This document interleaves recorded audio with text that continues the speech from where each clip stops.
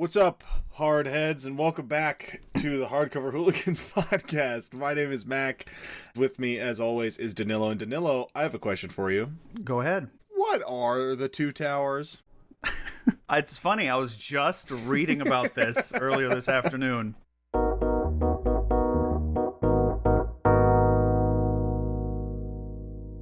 And I accept no answer that is not Orthanc and Barad-dûr. Yeah, Those are the two towers. That's what's up the right evil there. towers are the towers. I don't really know what anyone else is. It's not Even some bullshit, Tolkien is like, dumbass metaphor. I think it could have been. No, wrong. It's about two towers. It's about how one tower is a cheap, not as scary as the other one. That's the whole point. The two bad towers are the two towers. There's two evil towers. Like, obviously, that's what they're fucking talking about.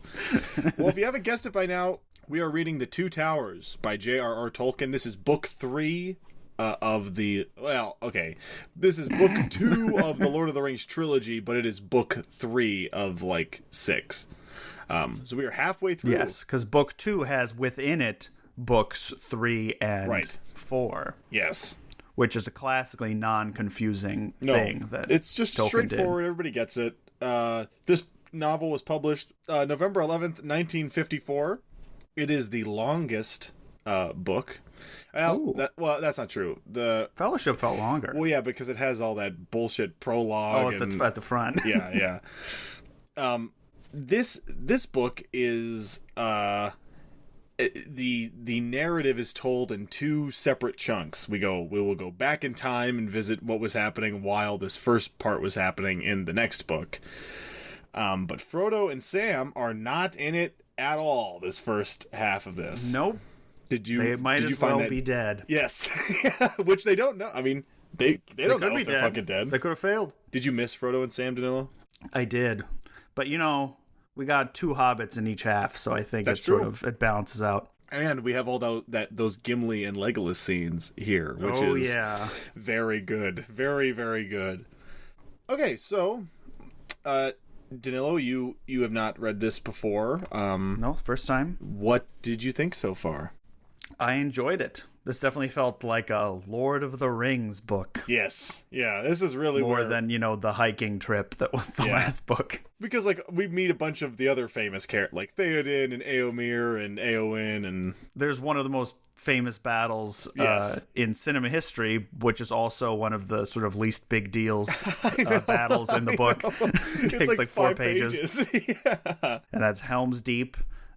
Featuring confusing geography, not knowing where they are. Yeah, it is confusing, isn't it? I noticed that everything's called the same. Yeah.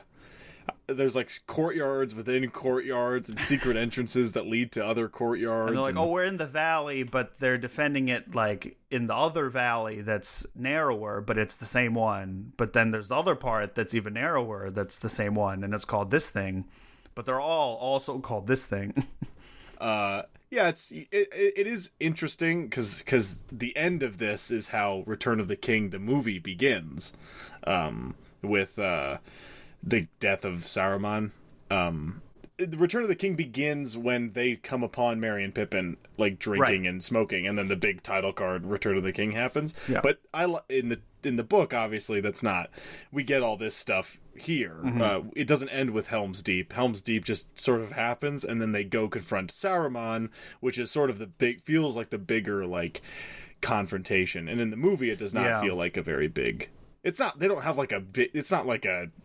They don't have a Mistborn fight, but it's not as big. Helm's Deep is not as... It's like a big deal to the characters, but to you, the reader, it's not as big of a deal. Yeah, it's not. It doesn't read as a big action sequence. No.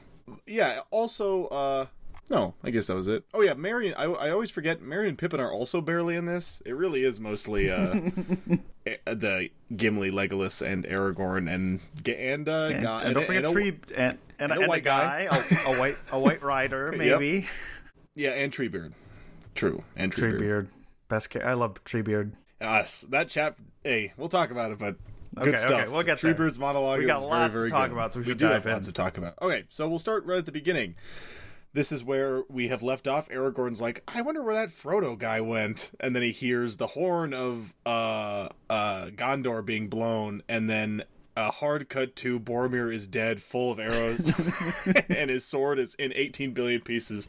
And I know we talked about this last episode, but the chapter is called "The Departure of Boromir." It sounds like he's just going to leave, and you're like, "Oh, perfect!" But That's no, right. And he's dead. Yeah, Off screen. he died off screen. 20 he has like 20 headless orc bodies like surrounding him. Yeah, and he admits to Aragorn what he did.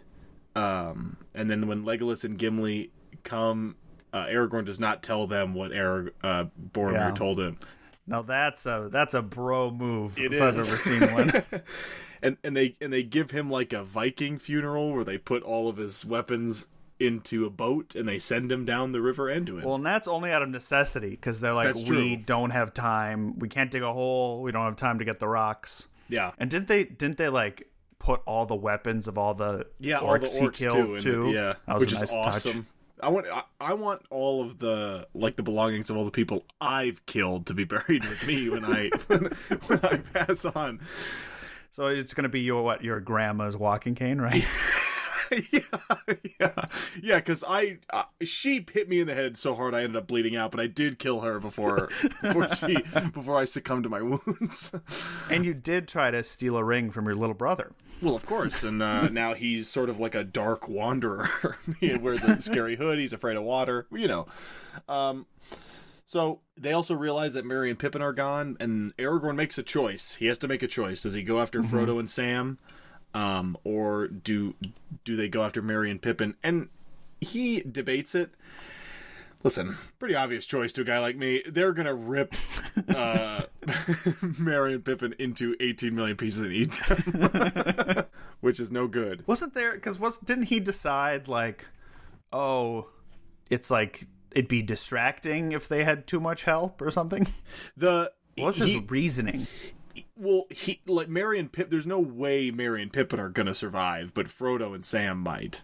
Oh, on their own. Yeah, on their own. I see. Which irony of irony is Merry and Pippin do just survive on their own? Yes. Yeah. They're totally fine. They have no problems. So this is where Aragorn has his sweet monologue where he's like, "We're gonna run so fucking fast, it's gonna blow the minds of everybody." Ran, and it does. They run 125 miles in 3 days. I think it's 145 miles in 3 days, actually. Oh my god. And Gimli also makes this run on his short little legs. Damn right, he's stout. Like, the movie would let you believe that Gimli does not like running.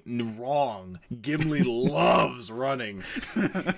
Especially when there's orcs to kill. This is one of those classic, like, watching Lord of the Rings with a man moments. But Danylo, are you aware of how upset? Yeah, Viggo Mortensen was not happy that. If you've never seen The Two Towers, there are a lot of very far away shots of the three of them running really fast, and like he has talked about just like it was the most exhausting thing of all time because they're wearing like full like real armor. Yeah, but they run a long ass time, and then they find Éomer. They run into Éomer.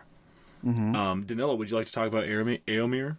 Who we have not met before? Correct. He is one of the. I think I remember this. He is the third Marshal of the Mark. I don't know. Sure. Yeah, sure. I think he is a Marshal of the Mark. He is, but I don't know. I don't know about the third. I believe you. I want to corroborate. Oh, sure. Now he is the third Marshal of the Rittermark. Very nice. Nerd points for Danylo. Nicely done. Yeah. So Éomer. He's a crabby horse dude. Yeah, he is. But he's he's got beautiful long blonde hair, and he's crabby. Tensions are high, right? We don't really know why, but it's because like his dad is being giga poisoned by a little freak, and he got kicked out, and they got into like a big fight or whatever. But he and his horse boys have to still protect Rohan from. Yeah, they still have to do it. The orcs. Yeah. But they meet Aragorn. They don't know, like, there's like an alpha man and a dwarf, which is very weird, and he doesn't know, but eventually convinces Éomer that Aragorn is the heir of Isildur, and Éomer's like, all right, well, fine. And then they go like, so we're chasing after. Maybe you've seen about 200 orcs carrying 2 hobbits, and then they're like, well, we just killed and burned 200 orcs. So, but no sign. They found Éomer says that they didn't see any hobbits. No. So they find the remains of the orcs it's right in front of Fangorn Forest. Which is just like it's just like you thought Mirkwood was scary. It's just like another scary forest. But it's scary in a different way. Yes, it is scary. It's like scary in an old way, not a scary in a dark and full of spiders way. Right. It's a scary in like they don't know what it is. like it's like if you saw a car but you felt deep down you're like, that's not a car. If you're walking through a parking lot and you're like, I think these cars might be alive. You're right. If you ever think that, you got to get out of that parking lot. So they're camped on they have their horses, right? Because Éomer gives them horses because they've been running for 145 I believe lends miles. them horses. Yeah. Oh, yes. He says you have to bring them back to the mark. And because okay. Gandalf, because they're like, we're really mad at Gandalf because he just showed up and took our best horse.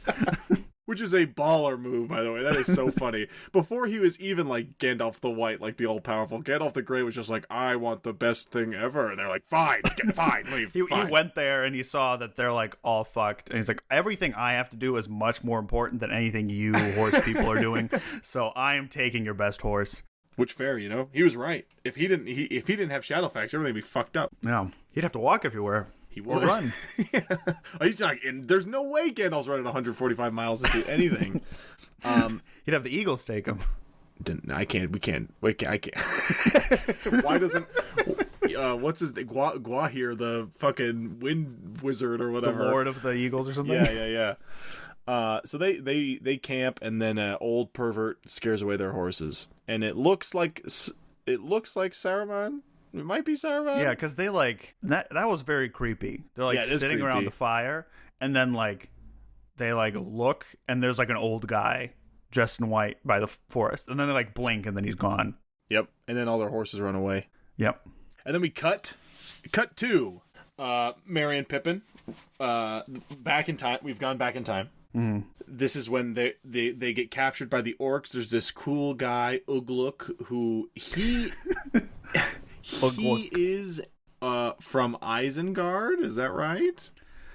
Am I right about that? Yes. He's not one of the mountain orcs. He's from Sauron's army. There's like 3 groups of orcs, right? There's there's a lot of characterization of the orcs. There's like the normal goblins who are just like the goblins. They'll listen to whatever. Then there's the Isengard orcs. And aren't there like Mordor orcs there too? Yeah, I think hang on. Let me make sure that not that it's that important because they all end up dead. No. At the end of the chapter. I can't ever remember if the Uruk-hai are Saruman's orcs are the Uruk-hai, and they have the white hand. And they're like the really scary ones. Because they're the ones like in the movie that are like birthed from like those crazy sacks underground. Because they're like, I think the Uruk-hai, they're like crossbred between orcs and men. Well, and I thought it was interesting to display like I don't know if you get this like in the movie or you have a conception of this, but like the factions of the evil orcs. Yeah. There's like the Uruk-hai who are like on this quest from Saruman, and then there's like the other ones, and like they're all trying to like get credit, but also like do what they're told, but also they're like scared, and so like there is like an internal politics to this group of orcs. They're not just a mindless horde of evil goblins. Like evil, funny, goofy goblins. No, they actually have stuff going on. So and speaking of stuff going on, a big old fight breaks out and a bunch of them die. This is when earlier. Well, the reason they capture Merry and Pippin is because they've heard from Saruman that we're looking for 2 hobbits and don't search them for anything. We just want 2 hobbits. We want them alive. And they found 2 hobbits, just definitely the wrong.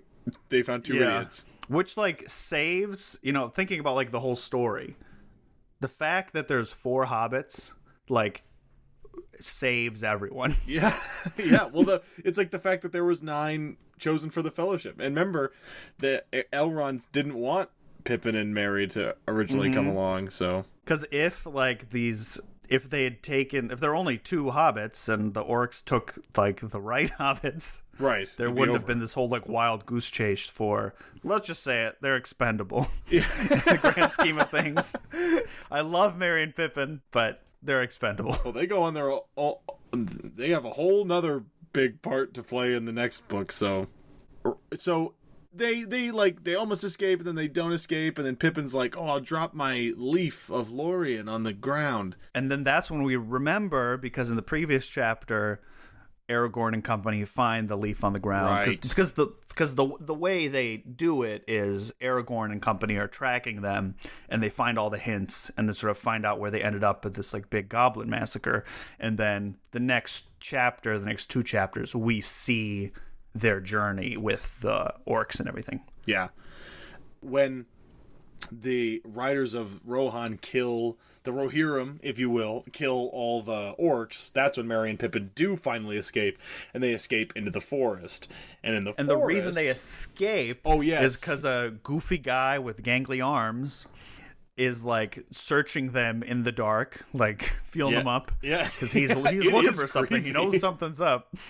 And like, I think it's Pippin who was like, oh wait, he's looking for the ring. I can make him think that I have the ring and he'll like carry us away, and then maybe we can escape. And that's what happens. He like tricks them, and then the goblin, he's like described, his name is like Gricknock or something like that.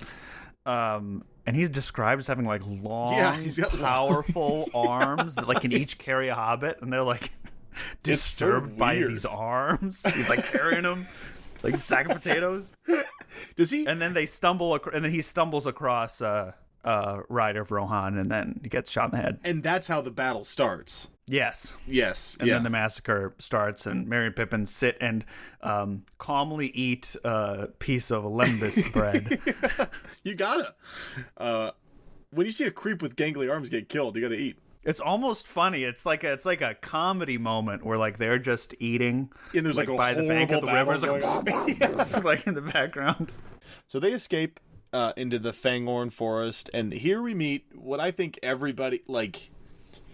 I think when you think of the Lord of the Rings, there's a couple things you think of, like the top 3: the Ring, the Hobbits, and the Ents.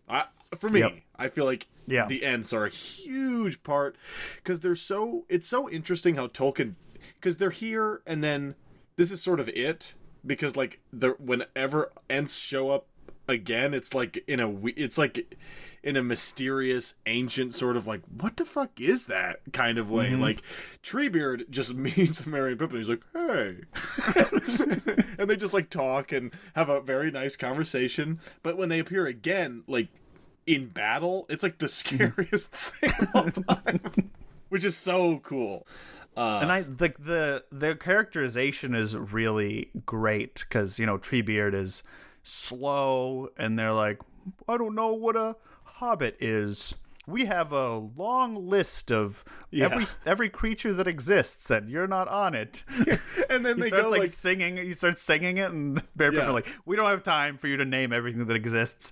And he's like, we have to go to our Entmoot. And then they like sit around, and it's like, you guys aren't saying anything. It's like, we're thinking. Like, it takes a long time for us to think about stuff. Yeah, because Treebeard, like, well, I guess Merry and Pippin sort of tell Treebeard what's up, and then Treebeard's like, maybe things are worse than I thought, because they experience time super slowly. And he's like, gotta call all the Ents. But first, let's spend a night in my Ent house. Yeah! Which seems like the best place in the entire universe. Yeah. And he says that, he's like, you gotta help us. Like, the reason Treebeard is gonna help is not because Saruman is evil, it's because Saruman is like boiling all the water in the world. It's like in like chopping down the trees for his war machine, because he's against nature. And this is like he has a mind of metal and wheels. Yeah, that's very awesome. Cool. We talk about this a lot. Like the bad guys in these stories are against nature, and this is another. We talked about the dwarves being presented in a way because they are against nature. This is like another separation of them, and we'll talk about it more later. Like Gimli pretty much has a whole like, no, actually we love nature and we just love it in a different way than you. Like there's literally like 3 pages of dialogue about it later. But this is another moment of like the bad guys in this universe are discordant to the natural laws of everything. Oh no, I was just gonna say Treebeard is this book's Tom Bombadil. Just like this hyper ancient natural being who would not help were it not for like there is something directly affecting his like natural proclivity. It's like if he wasn't allowed to I wouldn't stop a murderer. It would be like if I saw somebody getting murdered, I wouldn't stop it because it's good to stop a murder. I'd only stop it if they were like, and then I'm going to take all your food too. And it's like, no! You'd only stop it if you convinced every human being in the entire world to stop that murder. Because that's what the Entmoot is about. He gets all the Ents together, and they have to convince all of them, and they talk for like 2 days straight. Yeah. And Treebeard gets Merry and Pippin a little babysitter named Quickbeam. Yeah. Because he makes up his mind almost instantly. Because in the movies, there aren't other Ents. There's just Treebeard, and he's like, and now we attack. Right, and then they're like CGI'd in the movie, but there's no like other character who's an Ent. Yeah, it's not a whole thing where Merry and Pippin go to this weird house and sleep on the bed, and the Ent's like, you want to sleep on my bed? That's not for sleeping, that's for lying down.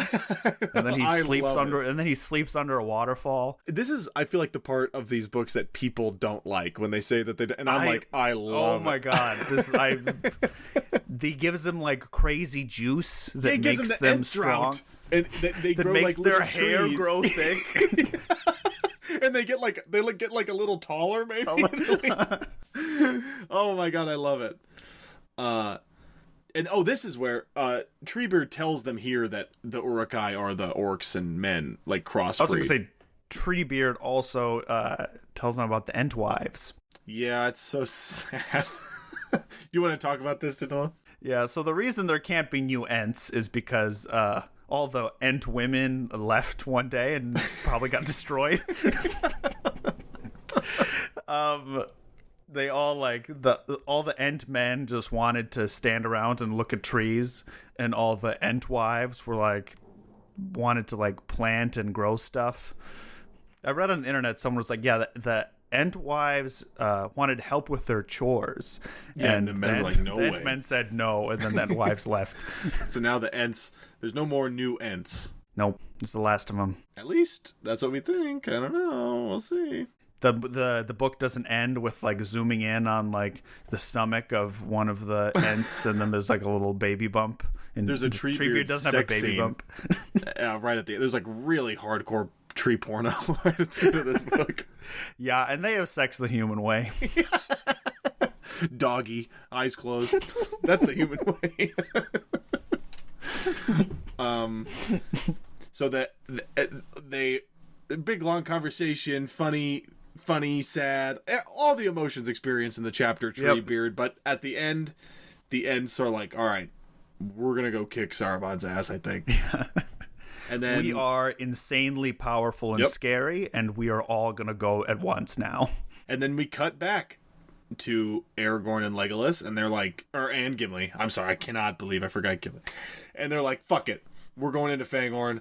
We got to find the hobbits. And then they meet an old man, and you're like, oh shit, it's fucking Saruman from the other night. And and Gimli's about to. He's like. They're above the old man, and Gimli has his axe. He's like, yeah, because what happened is Merry and Pippin met Treebeard on like a outcrop of a cliff, and then Aragorn and everyone went up on this outcrop, and then they like see an old man walking towards them in the forest. Yeah, and then the old man starts climbing the side. Gimli's like, I'm gonna fuck him up. Gimli cannot wait to chop into his fucking skull, and they think, of course, if this was Saruman, he'd be rock climbing up to meet them. Right? Yes, he would have just blasted you from where he was standing. But he gets up And there's a moment where he like, because he's dressed in like old tattered cloaks still, and then he takes off his tattered cloak and it's beautiful white, which right away you're like, oh, it really is Saruman. And like Mithrandir or whatever, and he shoots an arrow at at this white guy, and the arrow bursts into flames. And Anduril is Aragorn's sword is constantly being described as being lit with white fire. I don't know if that's literal or just like, I think it's just really shining. Yeah. And then Gimli's like about to chop him, and then Gandalf's like, "Oh, I gotcha. Got you guys. It's me. It's fucking." And then they're like, "Oh my god, Gandalf!" And he has this classic moment where he's like, "Yeah, sure. You can still call me that." Because he really isn't the same guy. Gandalf. I love that part. Yeah, like that always freaked me out when I watched that as a little kid. I'm like, "What do you mean you're not Gandalf? You look like Gandalf." I like that, and that's why I like Gandalf the Grey, because Gandalf the White kind of freaks me out because he doesn't remember who he is. Yeah, well, it's because he's like. Well, I know why, but no, I know. I know why. No, you don't get it. See, he died and he came back. Oh, yeah. It always freaked me out too when I was a kid. Also, I wonder if that's a universal experience, because I remember I didn't. He's like, "That is what they used to call me," and I'm like, "Used to? No, that's what I call you still." What are you, Gandalf? Which I think is the question that is trying to elicit. Yeah. Oh, absolutely. So they talk to Gandalf and they're like, "Well, we've been chasing fucking Merry and Pippin," and Gandalf's like, "They're all right. They're fine. They're with this guy." He's so cagey about the Ents, this Gandalf fellow. He's cagey about everything in this conversation, and Aragorn constantly is like, "I'm getting sick of your fucking riddles, old man. Just tell me." There's this moment where he says, like, there are very old things here you wouldn't understand, and Aragorn's line is almost verbatim, like, "I am so fucking old. I could understand it if you just told me, okay?" And he won't tell him. Gandalf leveled up a bunch, but he also leveled up his like cagey sass where he doesn't tell anyone anything. I love it. And is this also when he explains where he was? Yes. So he fought the Balrog and killed the. He's like, "I went down to the depths, the deep that no one else has ever visited." Yeah, it's almost like they ancient. fell out of time. Like, went so deep it was in a different time or in a different world almost altogether. Yeah, and then they went all the way to the tippy top of the tallest mountain. Yep. And exploded out of it. Fucking awesome. And then fought for like 4 days, and that was the storm you saw. Mm-hmm. And then he killed the Balrog, and then was reborn as Saruman the White. Yep. Yeah, he is Saruman now, but he's just not. He's Gandalf. Sorry, Sauron the White. No, Saruman. You're right. Gandalf. Well, yes. No, but you were right. Like, Gandalf has that literal line. Like, he is Saruman now. Like, the good, like, what Saruman is supposed to be. What, like, the role. Yeah. Yeah, the white. I mean, all of the wizards have different color. Like, literally are color-coded. So there's one white, and that's him now. So who's the new gray? Oh, I don't know. Is that ever revealed? No. I don't know if there is a... Actually, that's a good question. So you mean I could be the gray? Yeah. Is that what that means? Yeah, sure, buddy. Because I don't think, there's no... Now, who decides that? Is it like God? Who? That Gandalf is now Gandalf the White. He got a promotion. But he's like the lead... Because he's not as... He says something like, he is uber powerful now. But in the land of people walking on two legs in Middle Earth, yes, he's probably the most powerful thing. But in the Celestium or whatever, no. Well, what I'm saying, how did he get his promotion? Like, who decided that? Yeah, whatever the fucking... Oh no, I can't remember. Whatever the fucking... Yes. Will we learn about this in the Silmarillion when we read it? Yes, right. We will. Yeah, because there needs to be, like, the head Maiar or whatever, the head angel, and it's got to be, like, the pinnacle of good on the earth, as, like... He's got to be, like, the chief of police. And since the one fell to the evil Pope, side... you could also say the Pope. No, the chief of police, I think. Yeah, there just needs to be, like, balance or whatever. Because if there's no Gandalf the White, I mean, everybody dies. Like, no, right. like, they don't win Helm's Deep if fucking Gandalf the White doesn't show up with his random friends. Yeah, I love... This always confused me in the movie as a kid. I was like, they fell down the hole and then they're on a mountain? I never... Until I read this book for the first time, I never really understood that. And I was like, oh, they just, like, both walked up a flight of stairs forever? Oh, yeah. It was like... They fought, and then they took a breather. Yes, literally. Like, walked up infinite stairs.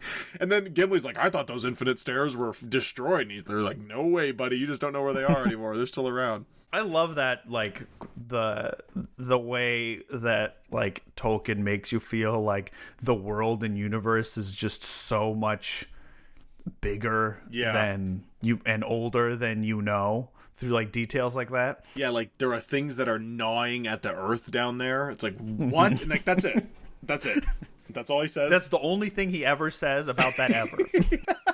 And it's like, what the fuck is the point of any of this if there's like a big worm or whatever eating the world? That's why he never wrote another follow-up, because then it's just the worm eats the earth. Yeah, the end. It's 15 pages. So Gandalf summons all their horses. He's like, I found him. They met up with Shadowfax. They're buddies now. And they go toward Edoras. And when they get there, it's like the most suspicious town of all time. And everybody's super high on edge. And Edoras? Yeah. Edoras. Yeah. Edoras, and that's the capital of Rohan. Yeah. And it's like a town. And there's also like the Golden Palace, right? It's like a Viking longhouse, but it's all like made of gold or something. Yeah. They're like Vikings, but instead of boats, it's horses. And they're like, we got to meet King Theoden, and fucking Hama, this dumbass. He's like, he's the worst guard of all time. He's so... Okay. So Hama, we learn he had one job. Later we learn he has one job, and it's to not let anybody with a weapon into Theoden King's Hall. Including wizard staffs. Yes. Like they did, that wasn't even a gray area. No, he said including wizard staffs. And he argues with Legolas, and Legolas is like, 5 pages of them arguing who's going in. Legolas drops it, and he's like, okay, fine. He somehow convinces the long-lost heir of Isildur to leave his ancient sword just outside, like, on a wall. And Aragorn's like, this is Anduril, the Flame of the West. If you touch this, I will kill you and your entire family. And I was like, whoa, okay. And there's a really good moment here where Gimli's like, oh, well, if it has Anduril to keep it company, I could leave my axe here. He puts it down. And then Gandalf smartly is like, and here is my sword. It's very powerful. And then Hama's like, unfortunately, he also said no wizard staffs, and both him and Aragorn are like, he's a fucking old man, you prick! Like, what are you gonna deny an old man who's walking? And stick? Gandalf's like sort of crouches. He's I like, know, oh, look, because he's not barely old man. Right, because he's like he's like in gray rags still. Like, he hasn't shown his like splendor, and so Hama's like, fine, you can go in. And then as soon they take 2 steps in, and Gandalf's like, oh! But here we meet the ultimate creepy weirdo, Grimo Wormtongue. Because isn't he mentioned earlier, like, Theoden has this, or the king has this helper, his name is Wormtongue. I like how there is a moment in this where Gandalf says something to the effect of course that's not, like, his name, it's just what everybody calls him, and it's like, how deep...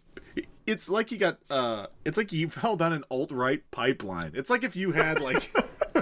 like some like creepy right-wing weirdo like in your bedroom all the time, and you're like on Facebook or whatever, like that's real Wormtongue right there. Is the YouTube algorithm, you know, like it slowly pushes you more extreme videos. Like, you should click on that Alex Jones compilation. Yes, I should. Yes. And you just turn withered and old sitting in your chair at home. You want to watch some SJWs get owned? You should click on that Facts video. and Logic versus SJW feminist. No. That's right, folks. The alt-right makes you old and wrinkly, so don't do it. Don't do it. That's the only reason not to do it. No, of course. Nobody wants to be old and wrinkly. So Theoden is old. Like, he looks like shit. The novel describes like he is, like, his skin is like falling off of his bones. He looks so much like shit. And Gandalf is like, weird that the Theoden king I knew wouldn't let a little creepy boy talk to him. And then Wormtongue calls him Gandalf Stormcrow, which is, I don't know, the coolest name of all time. Like, Gandalf Greyhame and Gandalf Stormcrow are his names. They're bad at insults. Yes, I know. Because it's supposed to be an insult. Wormtongue's like, this guy Gandalf keeps bringing in bad stuff, like crows bring in news of a storm, right. And so I'll call him Stormcrow. And it's like the coolest thing anybody's ever heard. And Gandalf uses his staff, and there's the novel almost makes it sound like Wormtongue gets struck by magic lightning, or like hold person. He like falls to the floor and like splays down and like doesn't move. Yeah. And Gandalf's like, "I'll deal with you later." But this whole section is like Wormtongue has like corrupted Theoden with like despair, right? Like, because this is all like metaphorical fantasy stuff. Yeah, where he's like, oh, Wormtongue has convinced them to like just take care of themselves, and like to be very selfish. Battle's gonna be lost. And everyone foreign is like inherently suspicious because they're going to bring trouble, and everyone's going to get wiped out anyway. So you should just take care of yourself, all that stuff. And that's what's making him old. And as soon as he stops listening to him, he gets young again, because everyone can do everything together. I saw this funny tweet, and this is literally what happens. Like, this is what Gandalf suggests. It was like, we need more men in mental health care, because when Gandalf sees that Theoden is sad, he gives him a sword to just swish around, and then he is better. Like, that is... like, that's literally what happened. Like, Theoden, once Wormtongue is, like, gone, Theoden is still, like, old, but he's, like, starting to come out of this fog, and there's a moment where he, like, realizes he sent Éomer to the dungeons, and he's like, get my sword, and as soon as he gets his sword in his hand, he's like... oh, thank God. He, like, stands a little straighter, and his, like, hair is starting... there's, like, color in his hair again, and... it's like what happens in the movie. And I was always, when I was younger, very confused about that. And that's just what happens in the book. Yeah, it is just what happens in the book. Through the power of, like, being kind, King Theoden becomes a human being again. Being a good king makes him young again. This is also where we meet the second and final woman. Woo! Yeah. Our boy J.R.R.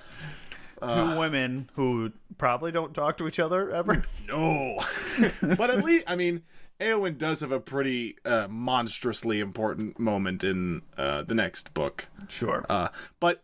yeah, she's in this book, and she's maybe in love with Aragorn, and maybe Aragorn... she's a sister-daughter or something? They're all calling each other, like... yeah. Éomer. Theoden's like, yes, my sister son. Yeah. Which is like a weird way of saying nephew. Yeah, I know. It is. And this is Éowyn, my sister-daughter. And she will watch the kingdom when I'm away. Yeah, she becomes the pay king. Progressive points for... there is Tolkien this. There. It is. There is like. He's like, yes, and she will be in charge of the old and feeble and women here. But there is this very... all the useless people who I leave behind. I guess she can watch over them. There is this moment... no one else important is going to be left. No, we can't leave any of the boys here. They're my boys. They need to come with me. There is this moment, though, where they're about to leave, and Aragorn turns around, and Éowyn is, like, standing, like... stanced up at the top of a staircase, like in full armor, with like resting on her sword. It is like one of the coolest images in this book, I think. Well, then she like falls in love with him, right?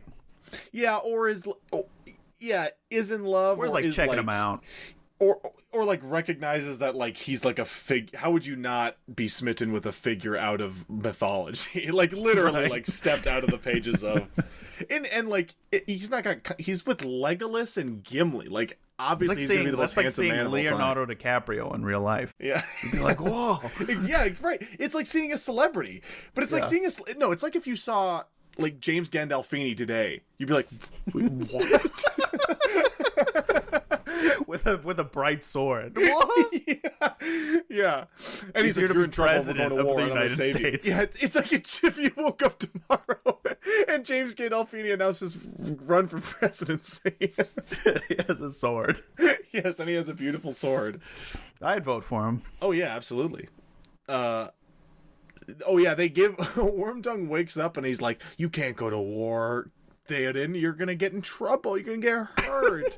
And he's like, "No, Wormtongue, come with me. You can prove that you're good." And he's like, "I cannot do that." They give him so many options, like, so you can come with us and prove your valor in battle, or you can run back to the evil place if that's what you are.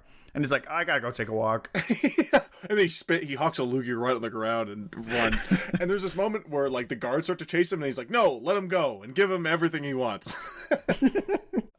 Which is a good thing he does because he's nice now. Throws a big he ends up being very helpful later. Yeah. He ends up being very helpful in a dumb way later.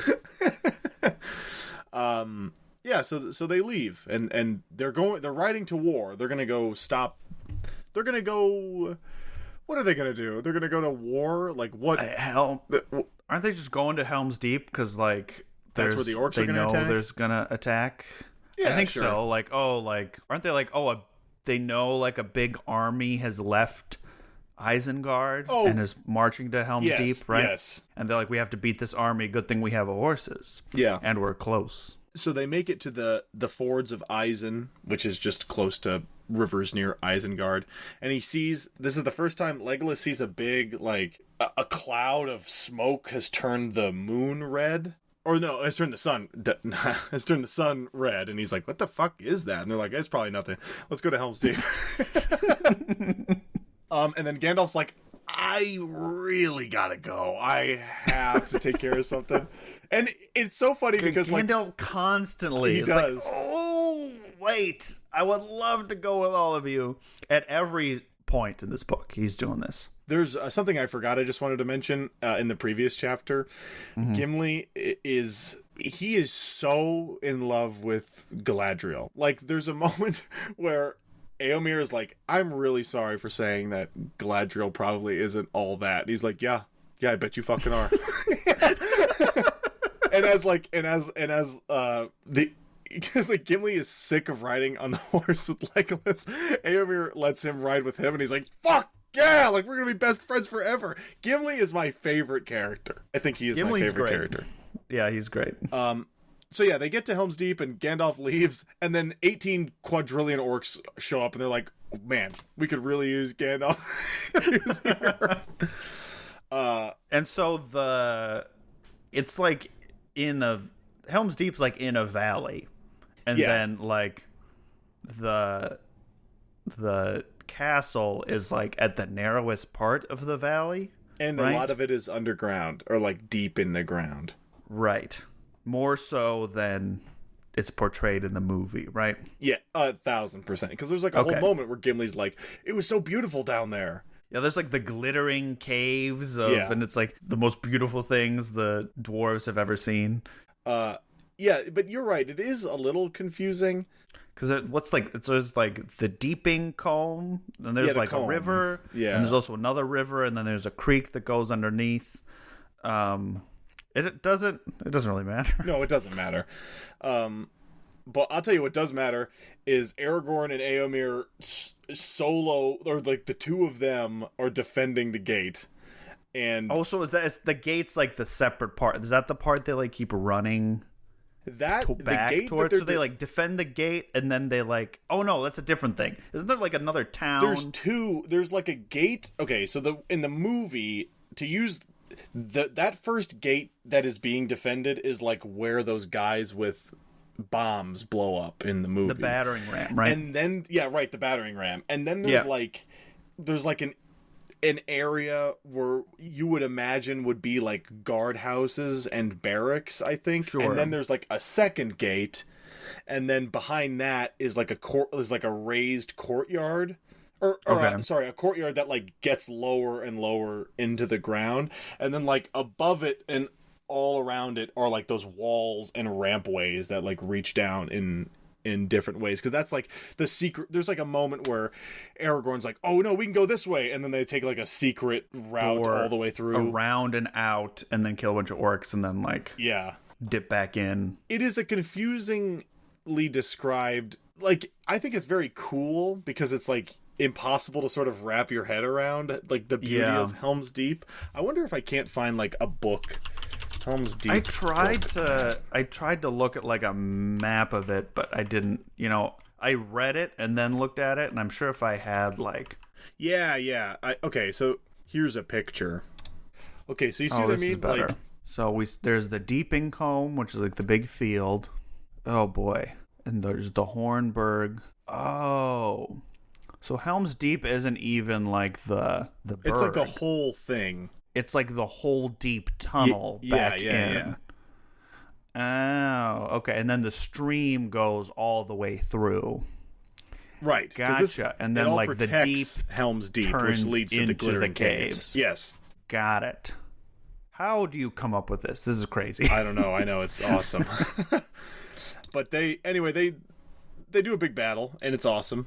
And there's the excellent part that I can never believe is actually in the books and not an invention of the movie, where Gimli and Legolas are... That's what I was going to say.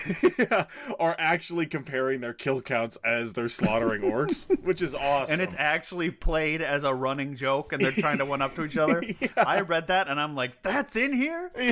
That's crazy.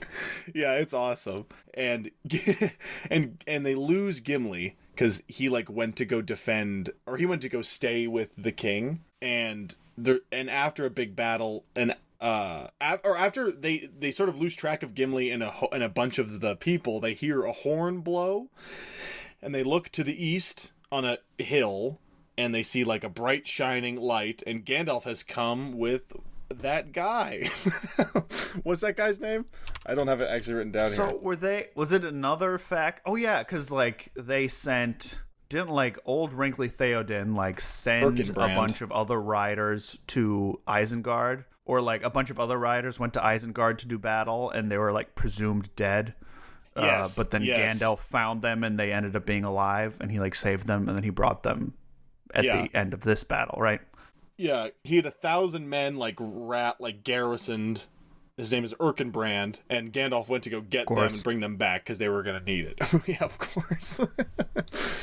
Who can forget Erkenbrand? Yes, he's in this book forever. No, he's not. He's just in this one part, but he's like really important. The book almost portrays him as like more important than Gandalf, like at least for the Rohirrim, because they see like this. Because he was like their general. Yeah, he's like one of the big guys. Because remember, Aramir was the third marshal, and I think the first Erkenbrand was the first marshal. Oh my god. Oh my. Oh yeah. Well, also, so before the battle, there's like no forest, and then they go to sleep, and then there's like weird noises, and then they wake up, and there is a forest. There's a huge forest behind the whole orc army. Yeah. As far as the eye can see, which is very scary. It is very scary. And then when all of the orcs flee, they flee into the forest, and nobody ever found their bodies ever again. Yep. And now I learned, but a couple hours ago, that this is actually in the movie, in the extended edition. It is. They run into the forest, which I saw, and I'm like, have I not seen the extended editions then? At least for Two Towers. I may never have seen the extended editions. Oh my god. I wonder if I've always thought I'd seen the extended editions because the theatrical versions are so long. Yeah, maybe. But no, there's a whole the elves singing in the forest from the first book is only in the extended edition. The Mouth of Sauron, which is a part in the third book, is not in the normal movie. It's only in the extended edition. Damn. Well, I recently bought all of the theatrical and extended versions on 4K UHD. So nice. Okay, so the battle's over. Gimli shows up. He's got a huge bloody gash in his head, and he's like, "I killed more orcs than you, Legolas." And then he's like, "All right, fine. I guess you did." And Gandalf he's like, "I got bad news again. We should probably go stop what's his face also." And they're like, "All right, fine." So the boys are back, but Theoden comes along too because he's like, "I should see this through to the end." And they all ride through the forest, but the forest like sort of parts. They're like, "Oh, should we go in there? Because a bunch of orcs died in there." And Gandalf's like, "It's fine, just follow me." And then they go through, and this is where Gimli is like, "Wow, Legolas, you really missed it. There's like this beautiful cave down there, and like all this stuff, and blah blah blah." And Legolas is like, "Oh, I don't really think that's for me." And he's like, "No, it's for everybody. You just have to appreciate." He has like 3 pages of like dialogue all about these like caves and how dwarves mine. And Legolas is like, "All right, I'll go visit the caves with you after all this is over if you come and visit Fangorn Forest with me." And he's like, "Oh my god." He's like, "That's not what I meant." He's like, "That's not what I want to do." But he says, "Fine." Well, isn't there a whole thing where Legolas is like, if they're so beautiful, you might not want to have the other dwarves come because they're just going to want to take it over and mine it all. And Gimli's like, "It is so beautiful that no dwarves would ever mine it, you fool." Yeah. I love it. I love their friendship. It is awesome. And so it's like actually good. It's not it's not like a corny funny or joke. No, they really love each other. And they'll only keep loving each other more. It's not like they have some falling out bullshit. It's just they get stronger. So then they see the Ents. Oh, right. They see the Ents for the first time. And, they see, like, what the book describes as, like, they look like big, tall giants with a bunch of fingers. And they're wearing cloth made out of, like, brown cloaks. And Gandalf's like, "Those are walking trees." Ents. They're walking trees. Doesn't he talk to like Treebeard at some point? And he's like, that's that's later. Thanks for killing all the orcs with your forest. How's Isengard? And they're like, "We fucked up Isengard." Yeah, they already did it. Like that was the smoke that they saw coming in. It wasn't the bad thing. It was the good thing. It was the Ents beating up Sauron. And he's like, "You guys should go see what we did for yourselves because that was crazy." And then he leaves. First, they see they reach Isengard and discover it's been destroyed. And Legolas is like, "Who is that over there?" And there's 2 people sitting. And as they get closer, it's Merry and Pippin smoking pot and eating food, and they're totally fine. So, clearing up the geography of Isengard. Isengard is not the tower. Correct. In my brain, Isengard has always been the tower. Right. But Orthanc is the tower. Yeah. Isengard is like the area / it's like an old Irish fort type structure where it's like on a raised there's like a big raised bowl, right? And then there's like a door in like the edge of this like the Great Plateau from Legend of Zelda Breath of the Wild. It's like a plateau made of walls, and there's like a gate, right? And then there's like a ramp that goes up and pops you out in front of the tower. Yeah, the big tower, right? Yeah. Yeah, the tower is described here as being like a cheap imitation of, or like has been twisted into like being a loser's version of Sauron's tower, which is Barad-dûr. No one try to copy Sauron. Just don't do it. He's the OG. Just don't do it. It's like wearing a fake Gucci belt. It's embarrassing. Right. So here is when the Ents are like, "Yeah, we fucked shit up." Well, and then Merry and Pippin talk about what the Ents did. Here? Oh, yeah. Well, yeah, because Gandalf goes to talk to Treebeard, and they're like, "Aragorn, you want to come with?" And he's like, "No, we're going to hang out with these guys that we're thankful to see. Have food, and we're kind of hungry." Yeah. And then the way that, like, Pippin and Merry just, like, we were kind of off to the side, but, like, the Ents all sort of started walking, and they kept getting close, and there weren't any orcs left because they all went to march in Helm's Deep. And then they just started ripping apart stone, and they describe it like as if, the way roots go through stone, like over the course of like hundreds of years, happened like in a moment. So they're like ripping these stones in half and just throwing them. It's fucking awesome. It's so cool. And then Saruman. And now, can we clear up the and they cause a flood, right? Right. Because Saruman tried to light them all on fire. Because Saruman didn't make the dam beforehand, or did he have a dam on the River Isen? I don't know if he made the dam. All right, because I think in the movie there's a dam. Yes, right? There is a dam that. But they destroy. in the book, the way I sort of read it is there's not a dam, but like the Ents make a dam and then like redirect the river to like flood all of Isengard. The Ents built it to flood Isengard. Got it. The quote is, in the afternoon we walked around the circle and went to have a look at what was going on. There was a great shadowy wood of Huorns at the head of the valley and another around the northern wall. We did not dare to go in, but there was a rending, tearing noise of work going on inside. Ents and Huorns were digging great pits and trenches and making great pools and dams, gathering all the water of Isen. We left them to it. We left them to it. And the Huorns are like the alive trees, but they're not so alive that they walk around like ants. Because Treebeard isn't like... You can't think of Fangorn... Or Treebeard means Fangorn. Like, he is the forest, if that makes sense. But he's like the guardian of the forest. Right. It's not as if they all have like some cool tree name and... Yeah. Well, and they describe it as like the Ents are like the shepherds of the trees. Yeah. There are real trees. There are trees, and then there also are like... It's like if goats looked like little people. Yeah,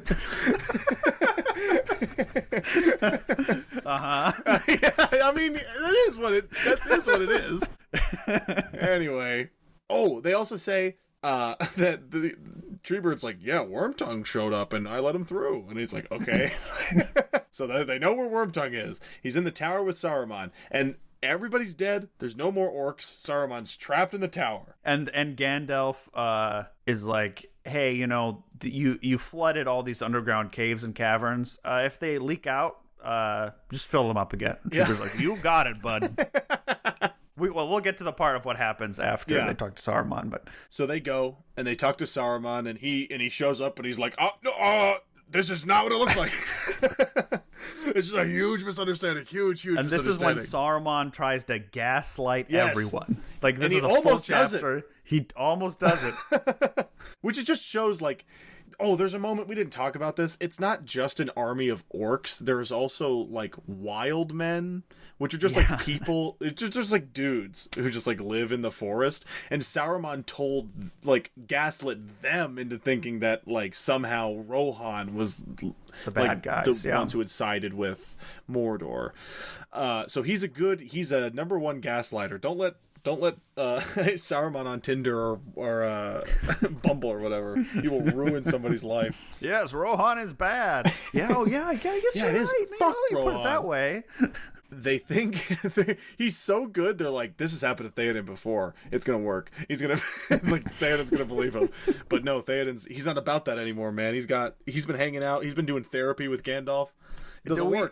We talked about when we read The Hobbit where like the people of they're easily persuaded. The people of Lake Town are easily persuaded. That is sort of what this scene feels like, where the entire army is like, hey, Saruman has a really good point. And then Gandalf says some things and like, oh wait, what was I thinking? Of course Gandalf's right. Because Gandalf breaks his staff and Gandalf gives him one more chance. It's like, are you gonna be good? And Saruman's like, no. And it's like, all right. And he breaks his staff and expels him from the Wizard Council. Right. And then Wormtongue does his cool thing. Danylo, would you like to describe what happens? Yeah, Saruman like goes in and starts crying, and they all stand around like, we should have dealt with him, huh? And then a glass orb sails out of the tower and lands kind of far from all of them. Yep. And then they're like, that was weird. And later on, after they find out, they're like, oh, that was a very valuable orb. So Wormtongue probably just threw that out because he was angry, and that's why we have it now. So an incredibly important future telling item. So this is, I mean, right here is a huge difference from the movie and the book. Also, this is where Saruman dies in the movie. Yeah, but Saruman doesn't die in the book. No, which is leading to ever or now or now it's leading to the big thing that's not the scouring. Saruman is responsible for the scouring of the Shire, which if it's not in the movie, he can die here, but it is in the book. Right. So Pippin grabs the Palantir, and that's the big glass and orb. he keeps fucking looking at it. Yeah, and he can't stop looking at it on the way back to the horse town, Edoras, and Gandalf. This is all one for one from the beginning of Return of the King, where after everybody's asleep, Pippin's like, I gotta get my little grubby little mitts on there. I need to touch it. And then when he does, it can like... Pippin is... This is crazy. Like... He gets like mind fucked. He gets like possessed. By Sauron! The evil Dark Lord. Yeah. Pippin meets Sauron, and Sauron thinks that Pippin is the guy, the Hobbit, which I think is a great. I never like put that together for whatever reason. Right. I like, yeah, but it's like, oh, and that's why Gandalf at the end like was like, okay, well, Sauron thinks you have it, so we're gonna like make him still think you have it. Yeah, so they make a beeline for Minas Tirith, which is the capital of Gondor. But yeah, he looks at it and then he like sees the eye, and I think this is like this must be where they get the imagery of the eye from the movie, so, yeah. where like and he's like doubled over and he freezes, and then he like comes to and is like talking about like where is he? I was just talking to him. It's scary. It was very scary. But I mean, unless I'm forgetting something, I think that's it. Yeah, and then Gandalf takes Pippin and is like, all right, so Sauron thinks you have it. We are going to fast travel on Shadowfax to Minas Tirith. Shadowfax, I like how it's described in the movie. It's like, oh, it's a fast horse. In the book, it's like, no, it's like a supernaturally fast horse. It feels like it can like jump between like locations, floating. Yeah. Well, Pippin describes it as like they are stationary and like the world is moving underneath them. That's so cool. And he gets a little nap on the horse. That's book 3 at of the Lord of the Rings. And so just to confirm, Gandalf is using Pippin as like bait, basically. Yeah. All right. Yeah. Well, because Gandalf, I don't know if that's explicitly said. He also doesn't know that, or I can't. Oh, that's a good. I was gonna say because he talks about why else would he like take Pippin with him, right? Right, but I think he doesn't know that they're also they're going right into another bad situation at Minas Tirith where Denethor has like gone crazy. Sure. And fucking Faramir, who we'll meet next time, but and we so the orb was a magical seeing device called a Palantir. Yeah, it's like one of the 9 Palantiri. Yeah. And Gandalf figures this all out. And it was how Sauron was able to corrupt Saruman. It's like because he would just like magic, he was communicating Skype with it. orb. That's literally It's such a shame, the fall of Saruman. So he's not a wizard anymore. Or he's not part of the council anymore, but he's still powerful. And he's not the last we'll see of him either. So I mean that's it. That's an exciting part. There's a lot going on. This is really where shit's kicking off. Yep. This feels like Lord of the Rings, baby. And then, hope you like Gollum, because... Wow. If you don't, they do make a lot of... The good part is, like, they make a lot of progress in this next Right. Like, this next section, in perspective of the movies, ends post... Shelob, if you remember that. Oh, they go all the way through that. So like halfway through the next movie, basically. Yeah, like or more. That's why Return of the King. Return of the King is pretty short. Let's flip it through it. It's like half appendices. Yeah, which will be exciting I'm very excited to get to that too. I think we'll have our own episode on the appendices when we do that. Great. We'll probably do one episode on Return of the King, and then the next one will be on the appendices. And then it'll be the Silmarillion. Yes, it will. And boy, I can't wait for that. Yeah, so this is awesome. Like, I fucking love this. Yeah, this whole bit here.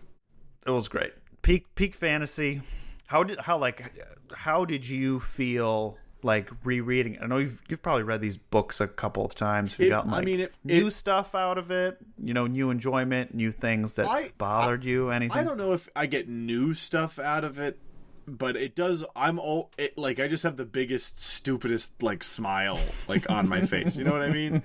Yeah. It's just so when Gimli, that whole bit with Gimli and Legolas talking about the caves. I just man, I love that. There's no these. I have spent so much fucking time either reading or fucking doing analysis or watching analysis about this stuff that it's hard for there to be new things to get me. That'll really be with the Silmarillion. I have not spent as much time dissecting the fantasy Bible as I have these books. But yeah, I mean, this is when I think of the Lord of the Rings, a lot of this is what I think of. Except I love Frodo and Sam, and I miss that they're not in this, but they have their own. There's a reason the entire second they go through a lot.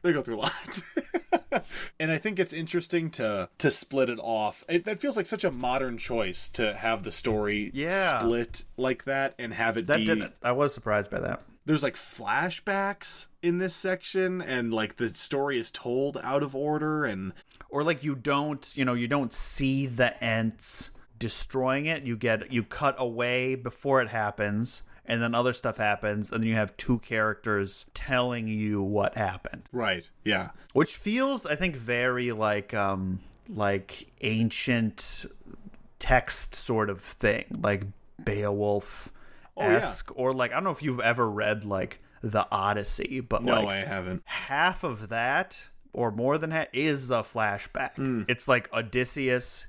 It starts off, it starts halfway through his story, and then it's him telling the first half of his story to the guy whose house he's staying at, the king he's next to. Sure. So all the stuff about the Cyclops, I'm pretty sure, is him telling a room of people about that's cool. it. Yeah. Yeah, I like that. I wonder I wonder how different this book is if it's just sort of every other chapter is Frodo and Sam and then it's back to these guys. I wonder what do we gain and what do we lose from it being structured like that? Because if you're the reader, it's what if a Song of Ice and Fire novel or a season of the show even was just the first 6 episodes are Jon Snow, and then the last bits are everybody else. Because in the books, I feel there was always moments with those where you'd see the name at the top of the chapter, and you'd be "Fuck!" I don't want to do this. So I wonder if you weren't the biggest fan of Frodo, then you were "Oh shit!" But then you have an entire second half of the book to just spend with those characters. Or for me, there's wait, what happened to them, sort of the whole time in the back of your head. Yeah, it's almost like a tension thing where you see in miniature, you see Aragorn and them tracking Merry and Pippin, and you're what happened to Merry and Pippin? And then it goes back. Yeah, that's true. And then you see what happened to Merry and Pippin, and sort of same with the Ent thing. You're wait, what happened? And then someone tells you, and you're oh, okay. And then it's sort of the thing with Frodo and Sam. You're where do they go? What are they up to? And now finally you're oh, now we get to go with them. But yeah. I can see how that might be tough when if you don't like them. Because I recently read a book of a different fantasy series, and for the whole half of that book, I'm where are the main characters? Because we just big cliffhanger at the end of the last book, and then when they come back, you're oh fuck, hell yeah, here we go. Nice. It was great. Yeah, I mean except when our characters come back in the second half of this, it's not in a cool heroic It's not a way. big epic no army way. It's 3 dudes. We're getting lied to by a little gremlin. It's 3 dudes who are mad at each other. It's 3 friends who got in a big argument and then went on a hike. But I'm very excited to keep going. We are almost done, which feels weird. Yeah, but I'm enjoying these books. I'm liking them quite a bit. Nice, good. I'm glad. If you have any thoughts or comments about The Lord of the Rings or about our podcast, you can email you can send us an email at hardcoverhooligans email@hellofresh.org. eat meals at hardcoverhooligans@gmail.com. We're also on Instagram. We're on TikTok. We've been posting TikTok. We're on TikTok. So, YouTube Shorts. and normal YouTube, but the shorts from TikTok are also on YouTube Shorts. Yeah. So yeah, check us out. The YouTube thing is weird. Like it's also at Hardcover Hooligans. That's how it works now. Thanks for listening. Yeah, I think that about covers it. Yeah, thanks for listening, everybody. Yeah. Stay hard. Stay hard, you hooligans.